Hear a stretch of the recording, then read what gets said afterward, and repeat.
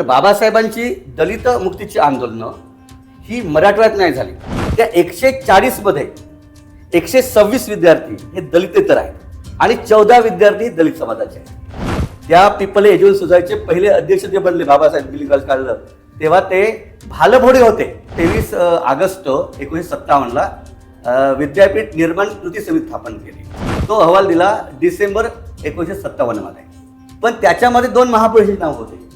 त्यामध्ये छत्रपती शिवाजी महाराज एक नाव होतं आणि डॉक्टर आंबेडकर एक नाव होतं. कुलसचिवाचं ऑफिस म्हणजे मिलिंद महाविद्यालयाचं होतं. त्यावेळेस मिलिंद महाविद्यालयामधून मराठवाडा विद्यापीठाचा संपूर्ण कामकाज चालवलं जात असे त्या काळामध्ये, कारण इमारत नव्हती विद्यापीठाची. पॅन्थरच्या त्या कार्यकाळामध्ये पॅन्थर उभारणी झाली आणि त्या पहिल्याच बैठकीमध्ये अरुण कांबळे लावून धरलं की नामांतर लढा झाला पाहिजे. बैठक ठराव झाला त्या ठिकाणी. बाबासाहेब आंबेडकरच्या नामविस्ताराला सगळ्यात अधिक विरोध कुठे झाला असेल कुठल्या जिल्ह्यामध्ये, तर परभणी, नांदेड आणि लातूर जिल्ह्यामध्ये विरोध झालेला आहे.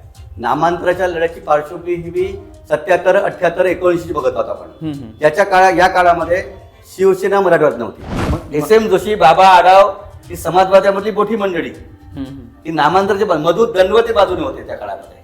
विश्वनाथ प्रताप सिंग यांनी डॉक्टर बाबासाहेब आंबेडकरांना त्यांचं जन्मशताब्दी वर्ष आलं म्हणून त्याचा गौरव करावा म्हणून त्यांनी भारतरत्न ही उपाधी दिली. 80च्या दरम्यान बिहारमध्ये पाटणामध्ये, आंध्र प्रदेशमध्ये बाबासाहेब आंबेडकरांच्या नावाने विद्यापीठ निर्माण केलं. गौतम वाघमारेंनी नामांतराच्या बाजूने सतत जाळून घेतलं.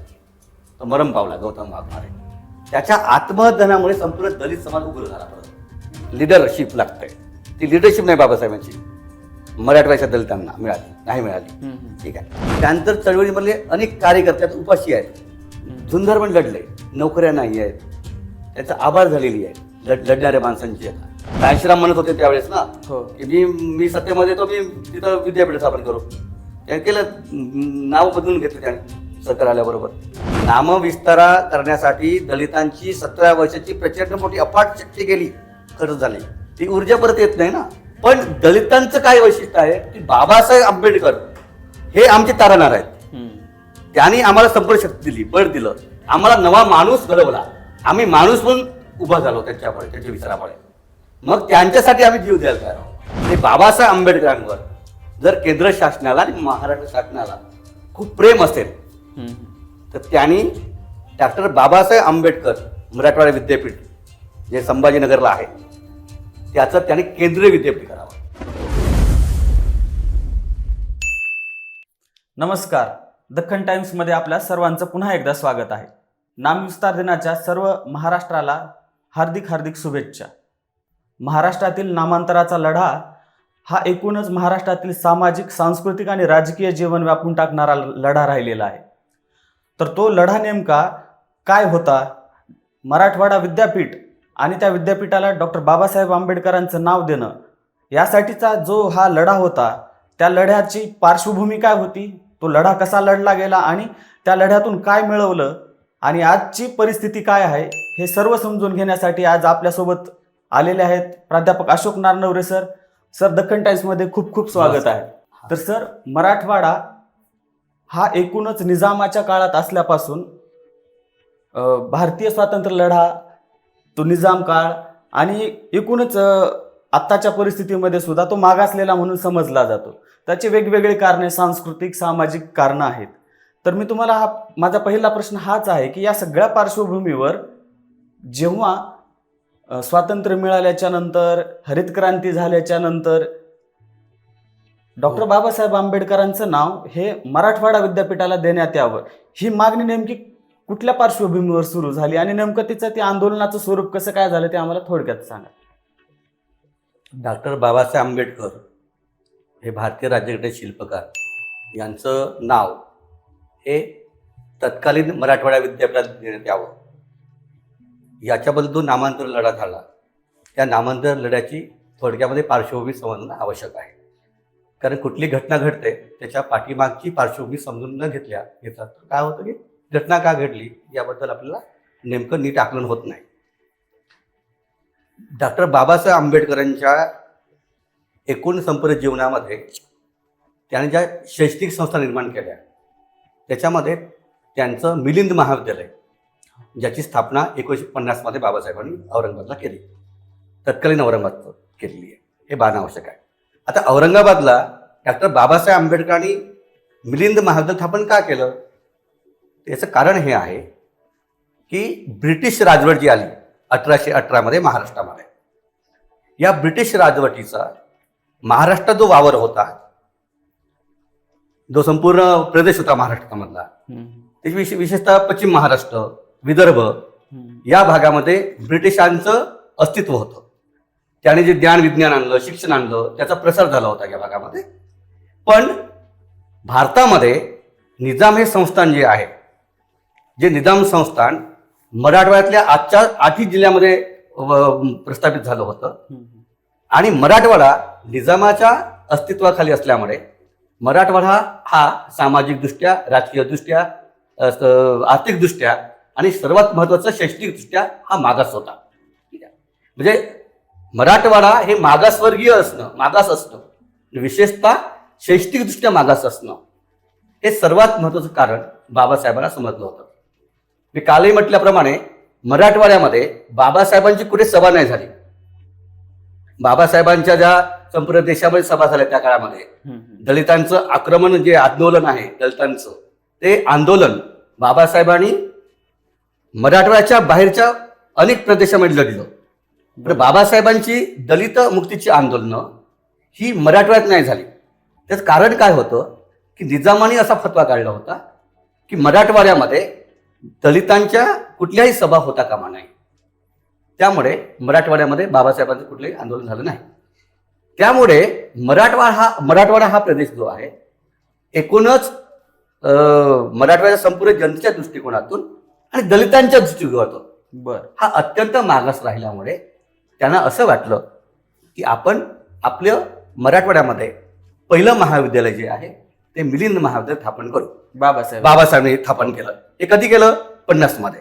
आता आपण त्यावेळेस विचार करूया की 1950 मध्ये मराठवाड्यात किती कॉलेज होती? सिनियर कॉलेज किती आहेत? बरोबर. तर सरकारने स्थापन केलेलं शासकीय कॉलेज, गव्हर्नमेंट कॉलेज, हे पहिलं कॉलेज आहे सरकारी औरंगाबादमध्ये.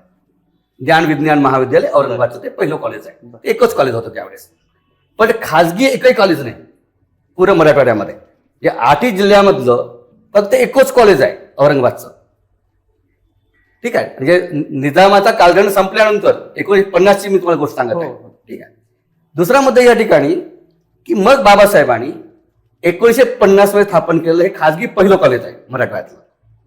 त्याच्यानंतर मग नांदेडमध्ये पिप्पल महाविद्यालय, हे गोविंदराव सराफ यांच्या पुढाकाराने आणि रामानंद तीर्थ यांच्या पुढाकाराने पिप्पल कॉलेज स्थापन झालं नांदेडमध्ये. हे त्याच वर्षी स्थापन झालं. दुसरं कॉलेज आहे. हे 50 मध्ये 2 कॉलेज आहेत. ठीक आहे.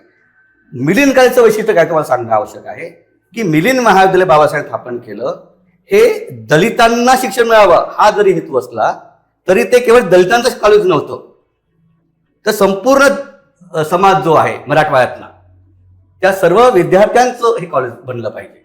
त्याची 2 उदाहरणं मी तुम्हाला सांगतो. अधिक विस्ताराने बोलता येईल. दोन उदाहरण कुठली आहेत की त्याचं पहिलं उदाहरण आहे की जेव्हा 1950 मध्ये हे कॉलेज स्थापन झालं आणि विद्यार्थ्यांनी प्रवेश घेतला, तर पहिल्यांदा 1950 मध्ये ती विद्यार्थी संख्या किती होती? 140 आहे. 140 50 मध्ये विद्यार्थी आलेले आहेत.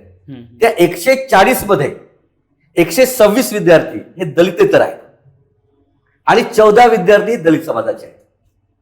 म्हणजे आपण जर तुलना केली तर जवळपास 90% विद्यार्थी हे दलितेतर समाजामधले आहेत. त्या पहिल्या बॅच मधले जे विद्यार्थी आहेत त्याची खूप नावं आपण सांगतील, पण तुम्हाला मी काल सांगितल्याप्रमाणे 2 ठळक नावं सांगतो, 2-3 नावं तुम्हाला.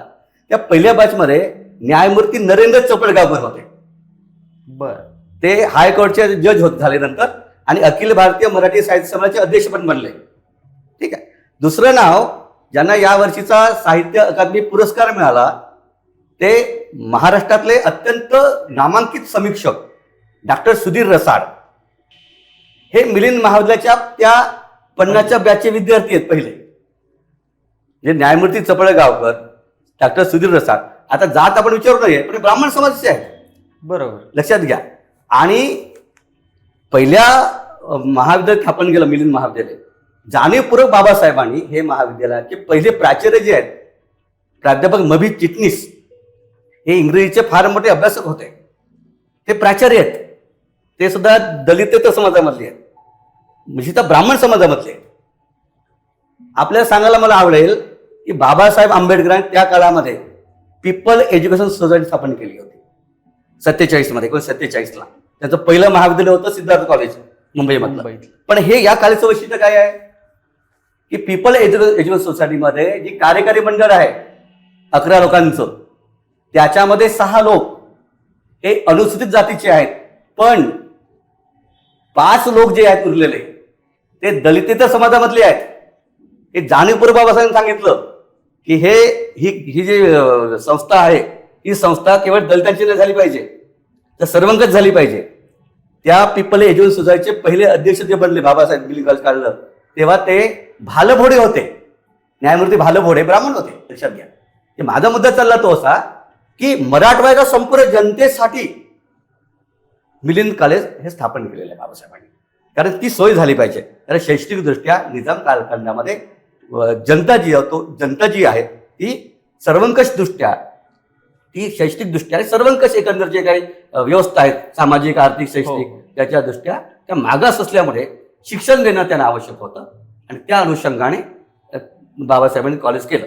बाबासाहेबांनी कॉलेज केल्यामुळे बाबासाहेब म्हणाले पुढे जाऊन की हे मिलिंद कॉलेज पुढे विकसित होईल आणि कालांतरानं इथे औरंगाबादमध्ये विद्यापीठ स्थापन होईल.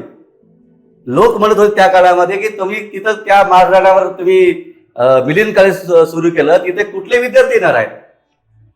तर बाबासाहेबांनी मुलाखतीत सांगितलं की हे एवढं फुलेल पुढे जाऊन मिलिंद कॉलेज की इथे विद्यापीठ लवकरच होईल.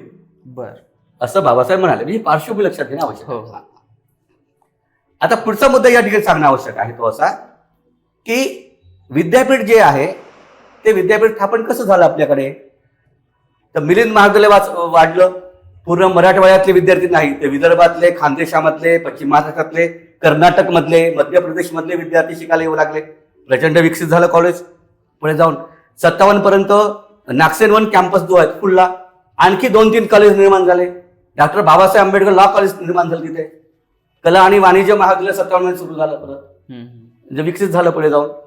तर ते नागसेन परिसर फुलला, विद्यार्थी संख्या वाढली पुढे जाऊन.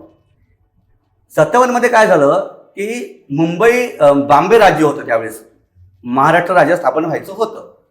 त्याचे मुख्यमंत्री त्यावेळेस यशवंतराव चव्हाण होते आणि त्यांना असं वाटलं की आपण एक विद्यापीठ स्थापन केलं पाहिजे कोल्हापूरला आणि औरंगाबादला. हे 2 त्यांच्याकडे उद्दिष्ट होते. त्यांनी समिती स्थापन केली. ती 23 ऑगस्ट 1957ला विद्यापीठ निर्माण कृती समिती स्थापन केली. स्थापन केल्यानंतर त्यांनी अहवाल दिला. तो अहवाल दिला डिसेंबर 1957 मध्ये. समितीने अहवाल दिला मुख्यमंत्र्याकडे. त्या अहवालामध्ये जी नावं दिली होती की विद्यापीठ स्थापन करायचं तर कुठलं नाव दिलं पाहिजे, ती नावं दिली संभाव्य समितीने. त्या समितीच्या नावामध्ये जी नावं होती त्यामध्ये मराठवाडा एक नाव होतं, पैठण एक नाव होतं, प्रतिष्ठान नाव होतं, दौलताबाद हे नाव होतं, अजिंठा नाव होतं, अजिंठा, सातवाहन होतं, सातवाहन हे नाव होतं. ठीक आहे. पण त्याच्यामध्ये 2 महापुरुषांची नाव होते. त्यामध्ये छत्रपती शिवाजी महाराज एक नाव होतं आणि डॉक्टर आंबेडकर एक नाव होतं. बरं. त्या समितीने 57 मध्ये जी शिफारस केली डिसेंबरमध्ये, त्यामध्ये ही बाकीची नावं जी आहेत ती प्रादेशिक आणि स्थळांची नावं होती, पण थोर महात्म्याची नावं जी होती त्यामध्ये छत्रपती शिवाजी महाराज आणि डॉक्टर आंबेडकर नाव होतं. 57 मध्ये लक्षात घेतो मी. म्हणजे तिथले सूत्र आहे, खूप महत्वाचं सूत्र आहे, कोणालाच माहिती नसणारी माहिती हे नाव दिलेलं आहे समितीनं 57 मध्ये. ठीक आहे. तेव्हा मागणी नव्हती, काही लढा नव्हता, पण समितीने दिलेलं आहे. ते बाबासाहेब आंबेडकरचं मोठेपण जे आहे मिलिंद कॉलेज स्थापन केलं ते समितीने मान्य केलं त्यावेळेस. कारण नाव दिल्यामागे शिवाजी महाराज तर स्वराज्याचे जनक आहे, ते नाव येणारच होतं. कालांतरानं ही समिती झाल्यानंतर पुढे 57 मध्ये अहवाल स्वीकारला आणि प्रादेशिक म्हणून त्यांनी मराठवाडा हे नाव दिलं. 23 ऑगस्ट 1958ला हे मराठवाडा विद्यापीठ स्थापन झालं. हे स्थापन झाल्यानंतर याचे पहिले कुलगुरू जे आहेत ते SM डोंगरकरी हे पहिले कुलगुरू होते. हे मुंबईमधून त्यांनी पाठवलं. ते चांगले होते, पुरोगामी विचाराचे होते आणि विकास करायचा विद्यापीठाचा, त्या हेतून ते आले होते. पण मिलिंद महाविद्यालयाचे पहिले प्राचार्य जे होते त्यांचं नाव मी तुम्हाला सांगितलं, प्राध्यापक मबी चिटणीस, हे मराठवाडा विद्यापीठाचे पहिले कुलसचिव आहेत. कुलसचिव आहेत आणि कुलसचिव खूप महत्वाची भूमिका बजावतात या ठिकाणी. कुलसचिवाचं ऑफिस म्हणजे मिलिंद महाविद्यालयाचं होतं त्यावेळेस. मिलिंद महाविद्यालयामधून मराठवाडा विद्यापीठाचा संपूर्ण कामकाज चालवलं जात असे त्या काळामध्ये, कारण इमारत नव्हती विद्यापीठाची. ठीक आहे, तिथून 4-5 वर्ष कामकाज चाललं मिलिंद महाविद्यालयामधून, लक्षात घ्या. आणि मबी चिटणीसने खूप मोठं काम केलेलं आहे पुढे जाऊन. आता पुढे आपण विस्तार केल्यानंतर कलांतर विद्यापीठ वगैरे झालं.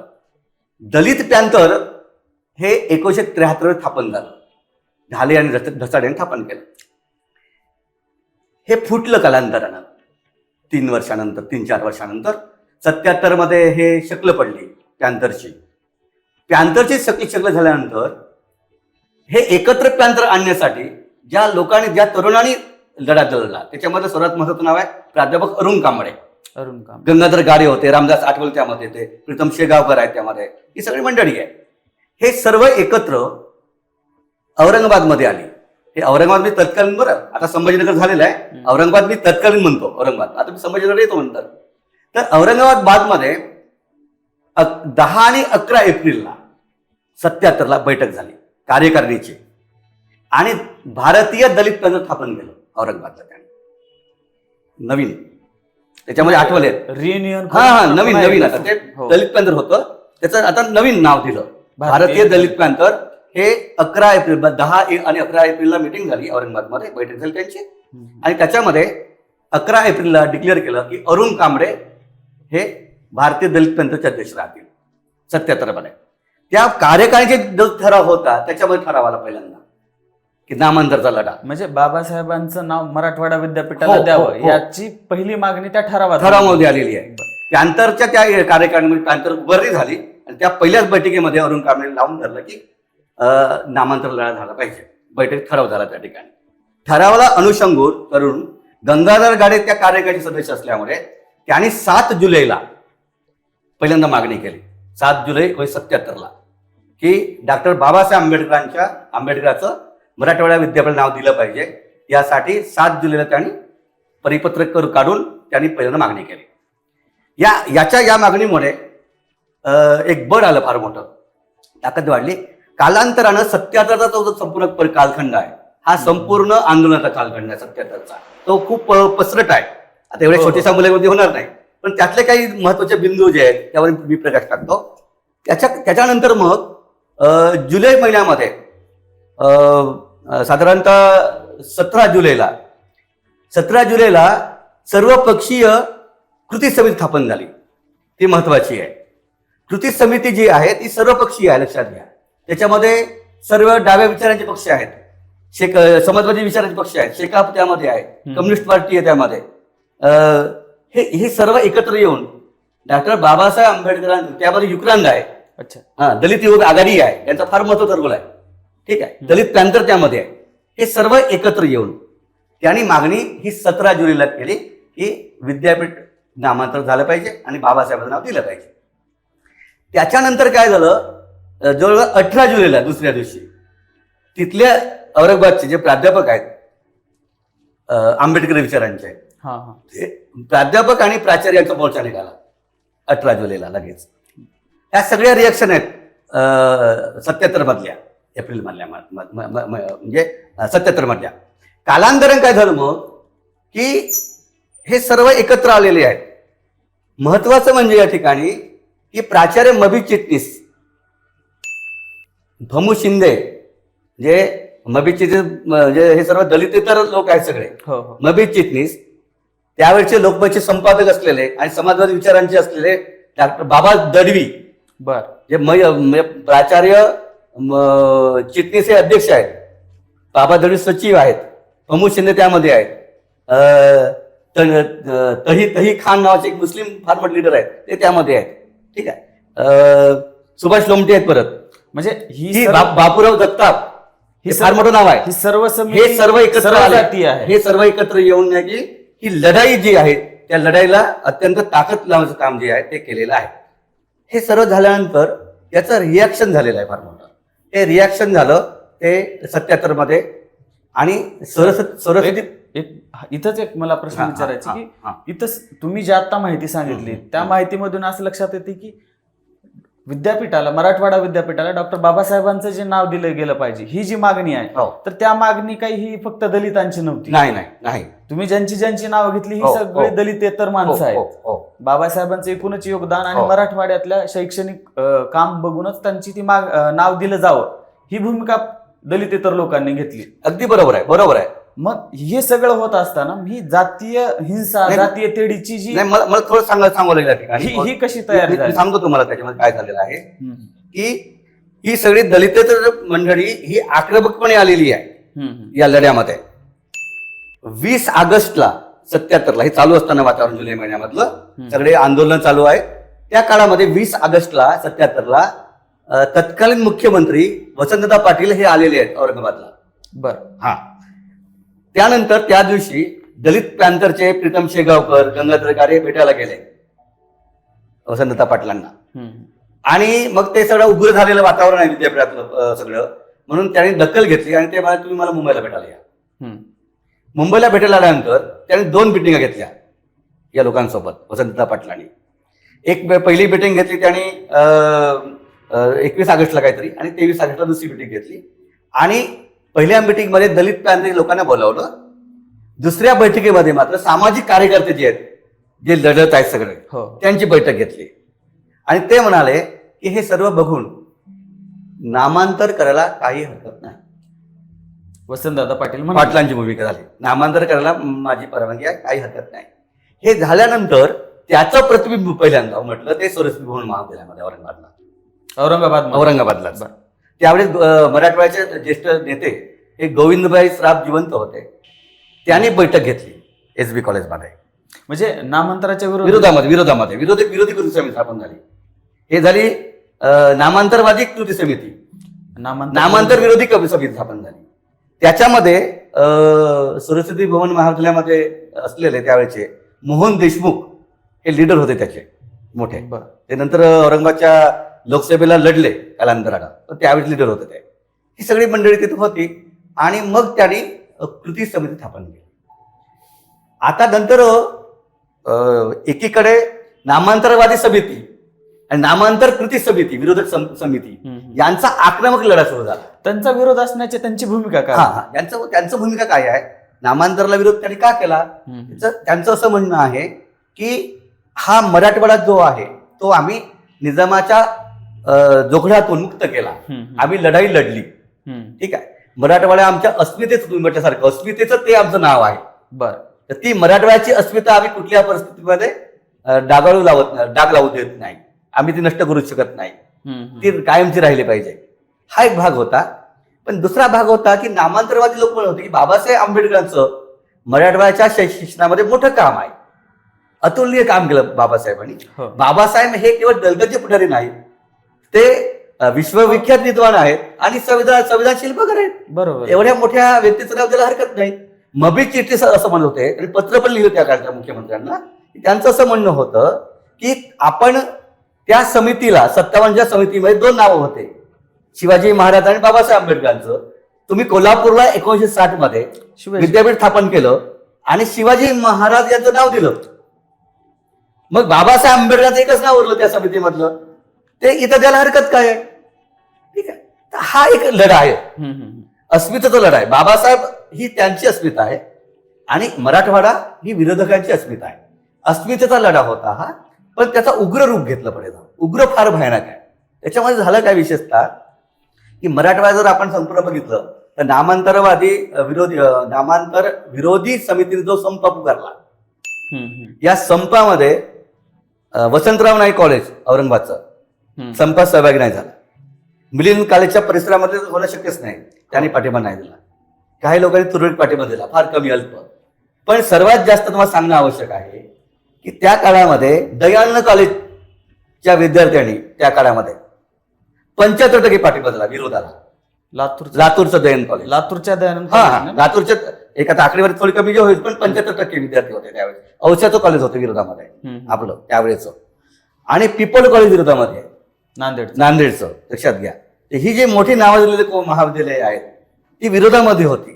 आणि विशेषतः बाबासाहेब आंबेडकरच्या नामविस्ताराला सगळ्यात अधिक विरोध कुठे झाला असेल, कुठल्या जिल्ह्यामध्ये, तर परभणी, नांदेड आणि लातूर जिल्ह्यामध्ये विरोध झालेला आहे. कारण विरोधामधल्या जेव्हा कृती समितीचे आक्रमक आंदोलन सुरू झाली औरंगाबादमध्ये, आणि जी दलितांची घरं जाळली त्या काळामध्ये, मला म्हणजे त्याच्या डिटेलमध्ये जायचं की हे 78च्या मध्ये हे जे सुरू झालेलं आंदोलन 77-78ला नामांतराचं आंदोलन, आणि ह्याचं जी काही हिंसक रूप ते का झालं त्याच्यामध्ये मला हा प्रश्न विचारायचा आहे की त्याच्यामध्ये कोण कोण सहभागी होतं, दृश्य रूपात अदृश्य रूपामध्ये? सांगतो मी त्याला. त्याचं काय आहे त्याच्यामध्ये की जुलै 77च्या कालखंडामध्ये दोन्ही नामांतरच्या विरोधामध्ये आणि नामांतरच्या बाजूने दोन्ही रूप आक्रमकपणे काम करत आहेत. ठीक आहे.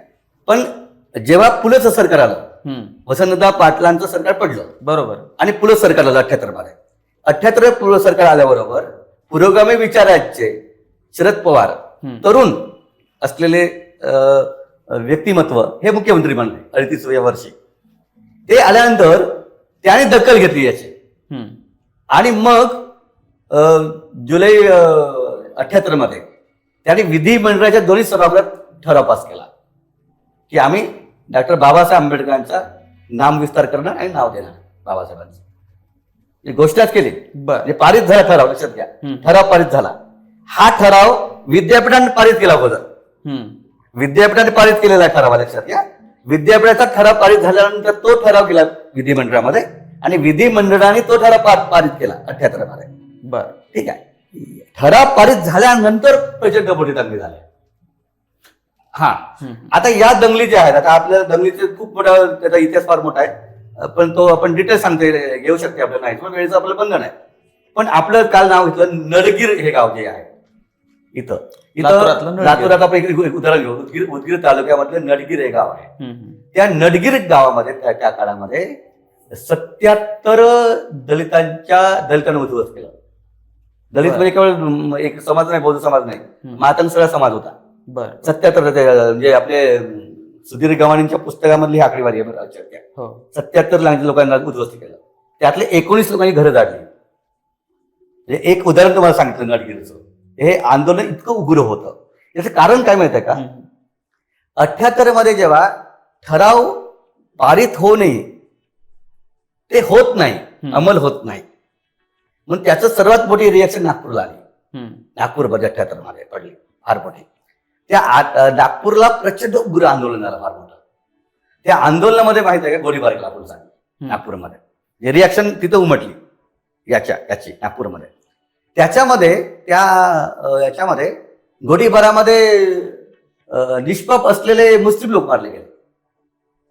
त्या 6-7 जे मारले गेले त्याच्यामध्ये 3-4 मुस्लिम आहेत. असं ते झालं, खूप आंदोलन झालं मोठं उग्र. नागपूरच्या त्या आंदोलनाचं उग्र रूप झाल्यामुळे काय झालं, जोगेंद्र कवारे यांनी लाँग मार्च काढला. ठीक आहे. हा लाँग मार्च जो आहे तो 21 नोव्हेंबर ते 6 डिसेंबर 1979चा लाँग मार्च आहे. हा खूप महत्वाचा लाँग मार्च आहे. हा लाँग मार्च काढल्यामुळे 78 मध्ये दंगली झाल्या, वातावरण थोडं थंड झालं, पण लाँग मार्च निघाल्यामुळे बरोबर प्रचंड उग्र रूप धारण केलं. 5000 लोक होते त्या लाँग मार्चमध्ये. तिथून पायी निघाले नागपूर ते औरंगाबाद, असा तो लाँग मार्च मोठा आहे, एवढा मोठा. त्याच्यामध्ये सर्व मोठी मोठी माणसं होते सगळे लाँग मार्च मध्ये. हा लाँग मार्च मराठवाड्यात येऊ नये म्हणून सरकारने आणि नामांतर कृती विरोधी समितीने प्रचंड बंदोबस्त केला. हे आमच्यावर चाल करून येत आहेत बाहेरचे लोक, आपण त्यांचा बंदोबस्त केला पाहिजे, अशी ती भूमिका होती त्यांची. पत्रकार त्या प्रकारची. बुलढाण्याला 1200 कार्यकर्त्यांना अटक केली. बुलढाण्यावर येऊ लागले होते. तर ते फार पण भूमिगत राहून लपून छपून ते आले 6 डिसेंबरला. फार मोठं आंदोलन केलं औरंगाबादला. ठीक आहे. त्यांना डांबलं तुरुंगामध्ये, प्रचंड लोकांना डांबलं. जोगेंद्र कवारेला प्रचंड मारलं. तर त्याचा एक मोठा उद्रेक झाला होता फार मोठा. रिॲक्शन जे आहे लाँग मार्चची रिॲक्शन फार मोठी झालेली आहे. म्हणजे हा तिथंच एक मला हा प्रश्न हा, विचारायचा हा, आहे की हा. शिवसेनेचे जे काही प्रमुख होते हा. बाळासाहेब ठाकरे, हा. तर त्यांचं एक वाक्य अजूनही सोशल मीडियावर व्हायरल होत असतं की ज्यांच्या घरात नाही पीठ त्यांना कशाला हवं विद्यापीठ, हे जे काय वाक्य होतं. आणि शिवसेनाचा मराठवाड्यातला प्रवास आणि ह्या एकूणच नामांतर लढ्यातली त्यांची भूमिका आणि जनसंघ आणि ह्या जातीय हिंसा ह्यांचा काही संबंध आहे का? नाही, याच्यामध्ये कसं सांगू का, म्हणजे आपण ही नामांतराच्या लढ्याची पार्श्वभूमी ही 77, 78, 79 बघत आहोत आपण. या काळामध्ये शिवसेना मराठवाड्यात नव्हती. हो, शिवसेना नाही मराठवाड्यात. त्यामुळे मराठवाड्यामध्ये शिवसेनेची भूमिका तेवढी महत्वाची नव्हती विरोधात. लक्षात घ्या, शिवसेनेचे कोणीच लिडर नाही त्या काळात, नव्हती शिवसेना नव्हतीच आपल्याकडे. सेना खूप उशीर आली आपल्याकडे मराठवाड्यामध्ये, म्हणजे 79-80च्या दरम्यान, 89च्या दरम्यान आली आपल्या मराठवाड्यामध्ये. झाला रिडल इन हिंदुझम या प्रकरणापासून सेना विकसित झाली आणि महाराष्ट्रात पोहोचली. म्हणजे हे एक 10 वर्षापूर्वी सेना पोहोचायच्या 10 वर्षापूर्वीची लढाई आहे ही सगळी. तेव्हा सेना नाही आहे. मग ते बाळासाहेब ठाकरेंचं जे वाक्य आहे ते नंतरचं आहे, ते नंतरचं आहे, त्यावेळेच नाही. सेना त्याच्यामध्ये नाहीये कुठं. दुसरा भाग या ठिकाणी एका पक्षाचा कुठली भूमिका नाहीये. कुठले पक्ष विरोधामध्ये आहेत, कुठले राजकीय पक्ष नाही. ही त्या लोकांची भूमिका आहे. आता दररोज करून जर तुम्ही कुठल्या विचाराचे म्हणणार, प्रागतिक विचाराचे, मग त्यांनी नाही विरोधच केला जवळपास नामांतराला. विरोधच केलेला आहे. त्यांनी भूमिका अशी पुढाकार, बाबासाहेब आंबेडकर हे राज्याकडे शिल्पकार आहेत असं त्यांनी लेखन केलेलं आहे.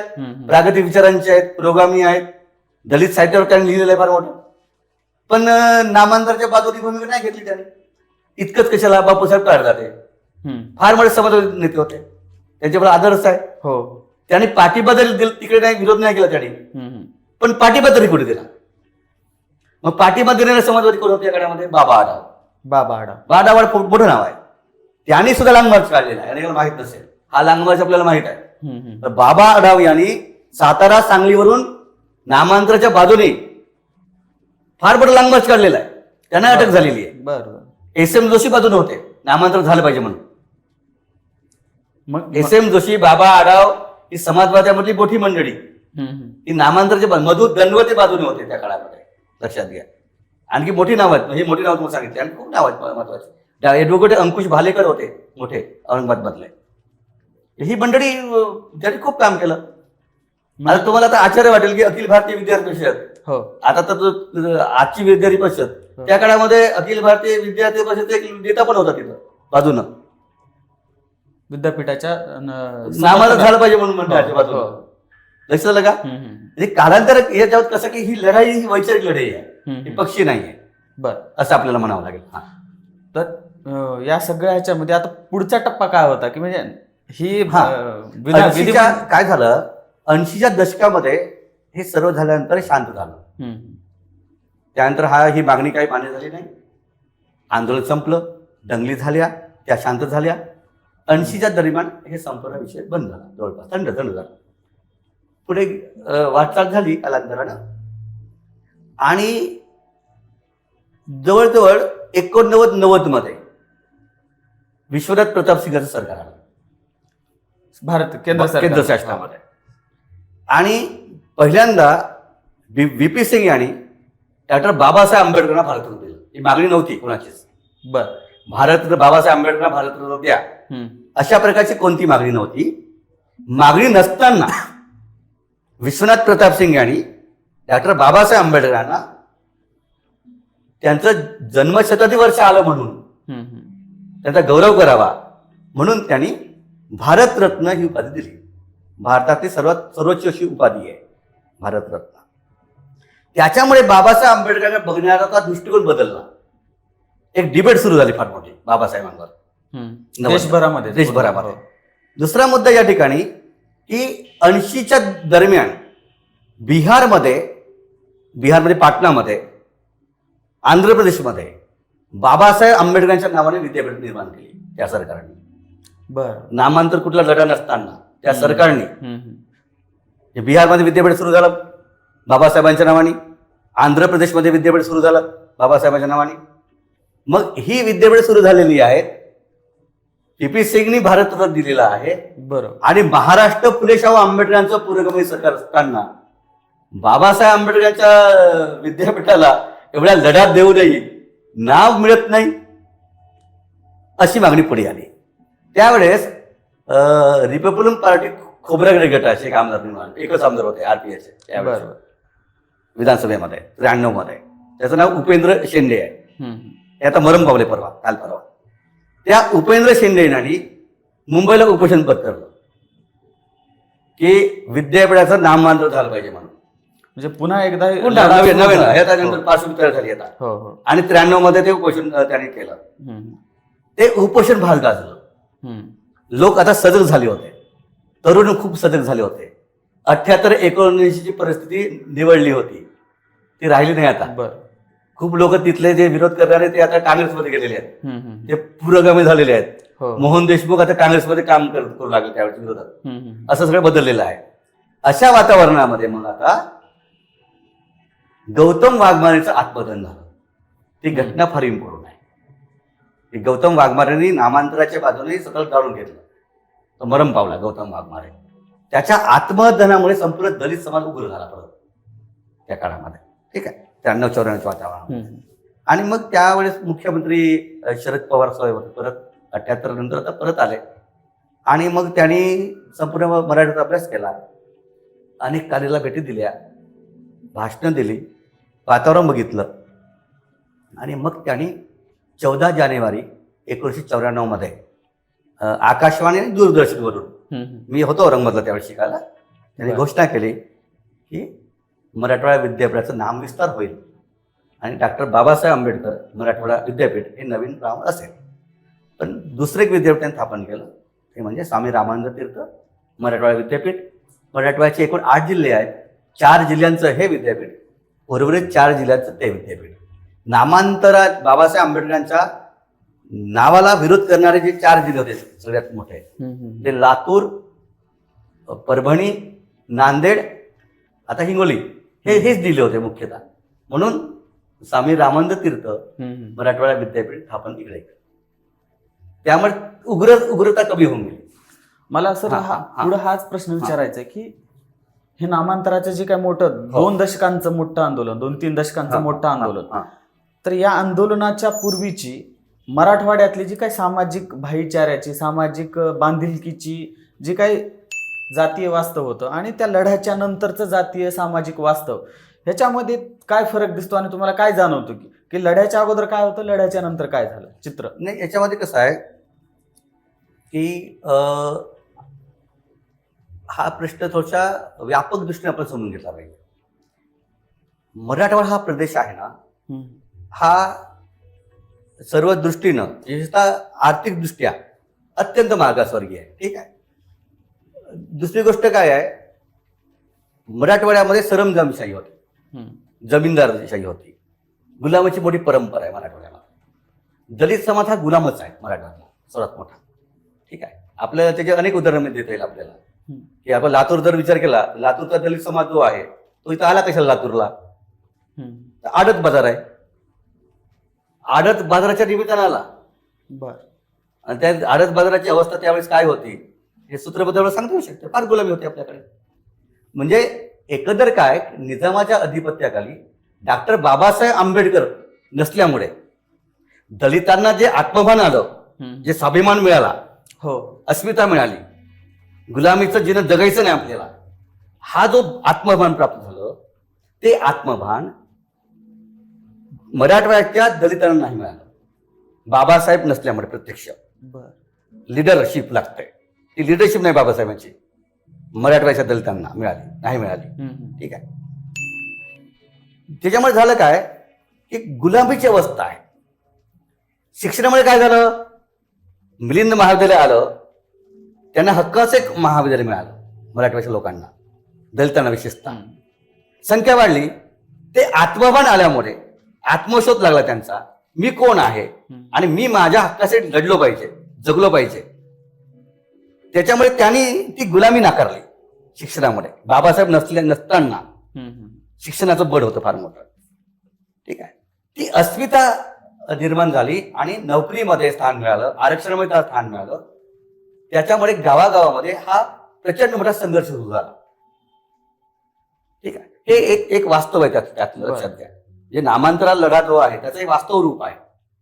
ठीक आहे, त्यामुळे संघर्ष जो पेटला त्याचा मोठा उद्रेक हा शहरामध्ये नाही झाला, ग्रामीण भागामध्ये झालेला आहे, लक्षात घ्या. तर हे सर्व आहे. त्यामुळे एकंदर काय आहे की मराठवाडा प्रदेशाचा एक वेगळ्या दृष्टीनेच आपल्याला अभ्यास करावा लागेल. मराठवाड्याच्या मानसिकतेचा, त्यांच्या एकंदर नाही का विकासाचा अभ्यास करून आपल्याला ह्या प्रश्नाचा उकल करता येईल. म्हणजे तुमच्या म्हणण्याप्रमाणे की शिक्षणाचा लाभ घेतल्यामुळे जे काही आत्मभान स्वाभिमान आलं होतं आणि त्याचबरोबर नोकरी, त्याच्यामुळे त्यांचं जे काही जीवनमान उंचावलं किंवा गुलामीची कामं न करणे, अशा गोष्टीमुळे ही नामांतराच्या पार्श्वभूमीवर झालेली आहे. आणि त्या आत्मभानामुळे ती गावामध्ये किंवा गावगाड्यामध्ये ती संघर्षाची एक पार्श्वभूमी झाली असं म्हणणं. एक कसं असतं की आपल्याकडे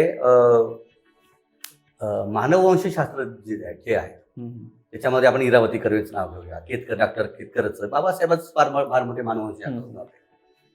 माणसाचं काय असतं की मनामध्ये असं वाटलं पाहिजे की हा माणूस हा खालचा होता आतापर्यंत, हा माणूस आता माझ्याबरोबर चालत आहे आणि माझं ऐकत नाही, मी सांगतो ते ऐकत नाही.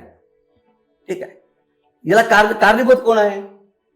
याच्या अस्मिता वाढण्यासाठी, स्वाभिमान वाढण्यासाठी याला मानवी हक्क दिले कोणी? याला शिक्षण दिलं कोणी? तो कोण माणूस आहे?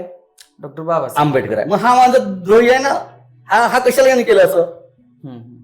याने केलं नसतं हे असं तर हा माणूस स्वाभिमानी झाला नसता ना.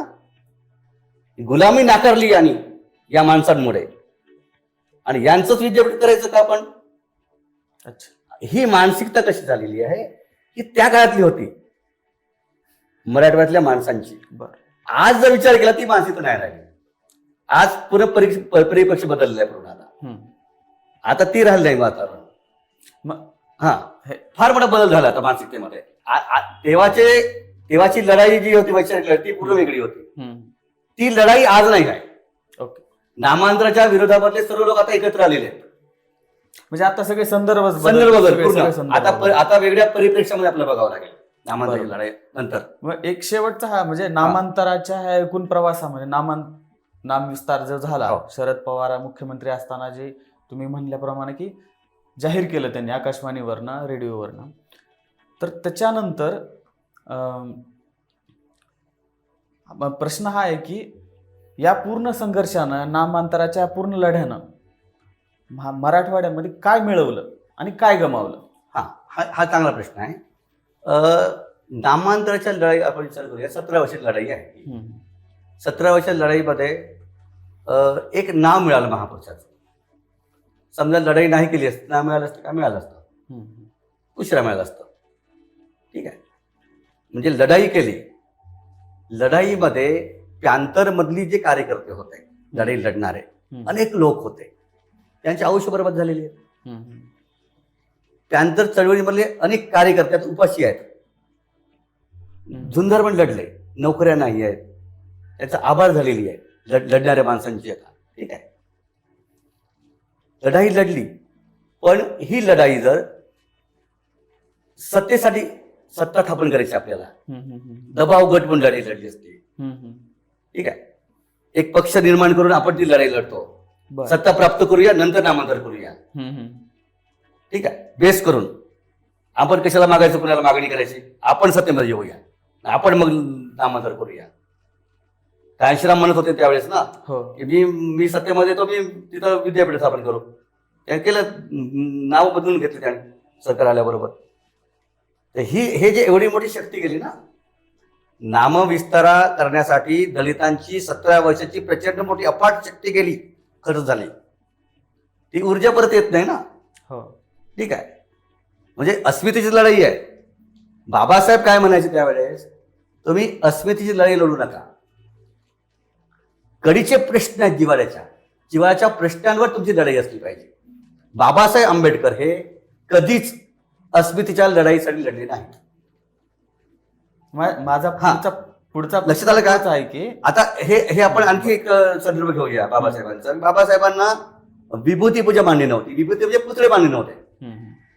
बाबासाहेबांचे एवढे मोठे पुतळे झाले. आपल्या लातूरला तर पुतळा एवढा मोठा बसवला. ठीक आहे. हे एका अर्थानं बाबासाहेब आंबेडकरांच्या विचाराच्या विरोधामध्ये. बाबासाहेबांना पुतळे आवडत नव्हते. एक संदर्भ आहे की कोलंबिया विद्यापीठामध्ये शिकत असते होते बाबासाहेब, तेव्हा त्यांच्या त्या काळातले काँग्रेसचे अत्यंत मोठे पुढारी, ठीक आहे, ते मरण पावले. कलकत्त्याचे होते ते पुढारी.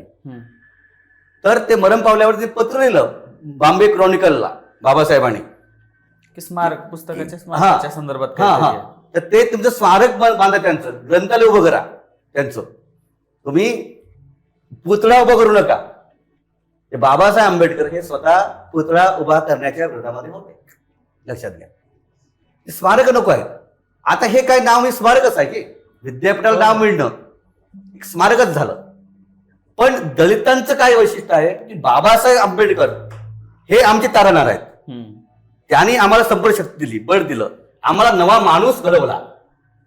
आम्ही माणूस म्हणून उभा झालो त्यांच्यापुढे, त्यांच्या विचारापुढे. मग त्यांच्यासाठी आम्ही जीव द्यायला तयार आहोत. ही जी ताकद आहे दलितांची, ती नामांतर लढ्यामध्ये त्यांनी दाखवून दिलेली आहे. पण अजून काय मिळवलं त्यांनी? पण मला हे म्हणायचं आहे शेवटी की अस्मितेची लढाई ही तात्पुरती असते. विकासाची लढाई ही विकसित होते, माणसाला बळ देते, फार मोठं ताकद देते. माणसाला उभं करण्यासाठी विकासाची लढाई आवश्यक आहे. अस्मितेची लढाई ही काही माणसाला तात्पुरता आनंद देत असते. ती काही सर्वंकष किंवा आमूलाग्र क्रांतीची लढाई नाही आहे अस्मितेची लढाई. हा, आपण आता सांगितले की या संघर्षामध्ये जे लढाई करणारे जे हो, पॅन्थर्स हो, होते हो, किंवा हो, अनेक हो. कार्यकर्ते, त्यांचं जीवन हो. म्हणजे एक प्रकारे हो. केसेस, कुणावर हिंसा वगैरे हो, किंवा हो, ते हो. बरबाद झालं किंवा हो. जीवन त्यांचं खराब झालं असं म्हणू शकतो. त्याच वेळेस या लढाईतून आपण मिळवलं काय? नाही, मिळवलं मी तुम्हाला सांगितलं ना. फार अस्मितेची लढाई कशी असते, अस्मितेची लढाई तात्पुरती असते ना. म्हणजे मिळवलं काय आपण? तर 17 वर्ष लढाई लढली, आम्ही नामांतर करून दाखवलं, केलं आम्ही नामांतर. शेवटी मग तो विश्वास हो, आम्ही नामांतर करून दाखवलं की जे बळ मिळतं, एक अस्मितेची लढाई आम्ही जिंकली, ते एक बळ मिळतं माणसाला ना. आम्ही विद्यापीठ स्थापन केलं शेवटी एक मानसिकदृष्ट्या सशक्तपणा येण्यासाठी, की आम्ही लढाई पराभूत नाही झालो, आम्ही ही लढाई जिंकून दाखवली. तर ते माणसाला उभं येण्यासाठी, बळ देण्यासाठी ती आवश्यकच आहे. ठीक आहे, ती भावनिक लढाई आहे ना. हो. पण वास्तवाचा जर विचार केला तर 17 वर्ष आयुष्य खर्च करून इतकी लढाई मोठी लढून एक नाव फक्त आपण घेतलं. बिहारमध्ये आणि आंध्र प्रदेशमध्ये कुठलीच लढाई न होता नाव मिळाले विद्यापीठाला. तिथली लोक लढले नाहीत, नाव तसंच मिळालं असतं ना. मग एवढी शक्ती खर्च केली नसती, आणि ही जर दलितांनी शक्ती दुसऱ्या पृष्ठावर खर्च केली असती. जसं उदाहरण आपण घेऊया की बाबासाहेब आंबेडकर मरण पावल्यानंतर दादासाहेब गायकवाड यांनी, त्यांचे मानसपुत्र होते दादासाहेब गायकवाड, यांनी एक प्रचंड मोठी लढाई लढली. कोणती? देशव्यापी आंदोलन होतं फार मोठं. गायरान सत्याग्रह. हो. गायरानाचा सत्याग्रह तुम्हाला माहिती आहे हो. की दलितांना पडीक जमीन द्या. ठीक आहे, दलितांना काहीच नाही हातामध्ये, जमीन नाही कसायला, आणि प्रचंड मोठं आंदोलन केलं आणि जमिनी मिळवून घेतल्या. दलित माणूस हा शेतकरी बनला त्यांच्या आंदोलनामुळे. देशव्यापी आंदोलन. हा लढा अस्मितेचा नव्हता, हा, मग हा मला आर्थिक प्रश्न लढा होता. मग मला तेच म्हणायचं हा. आहे की ही अस्मितेच्या लढाया हो ना. ह्या लढल्या काही वेळेपर्यंत लढल्या गेल्या हा, हा, असाव्यात, हा. लढायलाच पाहिजे. हो.